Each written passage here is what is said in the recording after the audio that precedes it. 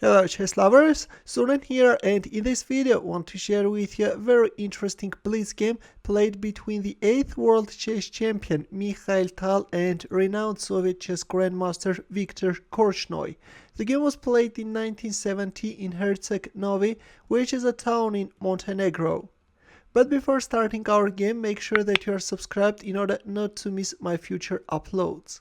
In this game, the magician from Riga had white pieces and he opened up with e4. Korchnoi responded with French defense e6, d4, d5 and knight d2. Tal goes for Tarrasch variation, against which Korchnoi is choosing the open system c5. For those who do not know, knight f6 leads to the closed system and c5 leads to the open system. This is a line which was Korchnoi's main weapon against the Tarrasch variation. Knight f3 by Tal, of course he could also capture on d5, that's another popular line, but in our game we have knight f3, a6, e takes d5, e takes d5, bishop e2, and c5. Well, black was inviting white to go for d takes c5, and Korchnoi was eager to play with an isolated pawn, but Tal simply proceeded with his development, played bishop e2, and Korchnoi pushed forward his c-pawn, thus somehow restricting the light-squared bishop.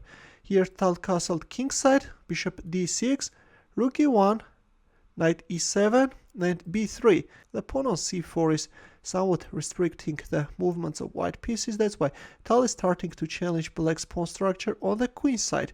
b5, a4, c3, and knight f1, b4. Black's queenside pawns advanced too far, right? But black has to be careful, because at any moment black can find himself overexposed. Here comes knight e5 by Tal, black castles kingside, and bishop f4, f6, knight d3, bishop takes f4, knight takes f4, queen d6, black is attacking the knight on f4, but in return Tal is putting his bishop on an aggressive attacking diagonal and is counter-attacking black knight. For example, if queen takes f4, then simply rook takes e7, and all this looks very unpleasant for black, allowing the rook to penetrate the 7th rank and also leave the pawn hanging on d5 is really not good by black. Now if queen d6, then knight e3 can be very strong. That's why after bishop f3 it was better to play rook a7. By the way, now look, after bishop f3 already the threat is rook takes e7. Let's just make a random move. If a5, then rook takes e7 is coming and white is simply winning a piece, right? That's why in view of that threat it was better to move away the rook from the dangerous diagonal and somewhat strengthen the 7th rank. Rook a7 looks very good, but in our game after bishop f3 we have knight bc6, which is a mistake and is allowing white to win a pawn. Here comes knight e3 and it turns out that already there is no way to protect this central pawn. All Korchnoi could do was to play queen takes f4 and we have knight takes d5. Knight takes d5, bishop takes d5.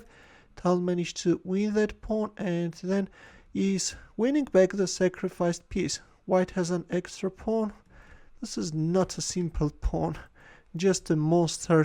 A passed pawn in the center and black's position is hopeless, guys. Right now the rook is hanging. We have rook a7, queen e2, queen takes d4 and rook d1. Tal is first kicking away black queen from the central square and then is penetrating the 8th rank. Here we go, guys, look at this beauty. There is a back-rank weakness and Tal is going to exploit it. Of course right now the rook on f8 is hanging, but now white's next threat is going to be rook d8. Here black played rook f7, but after rook d5, queen b6. Well, if not queen b6, for example, if you play a move like queen a7, then this time rook d8 is winning. That's why after rook d5, Korchnoi played queen b6, covering the d8 square. Now if rook d8, then in this case it's black who is winning, queen takes d8 is coming, but of course Tal's answer was simple and precise. Instead of going for that losing move, Tal won the rook on f7 and forced a resignation.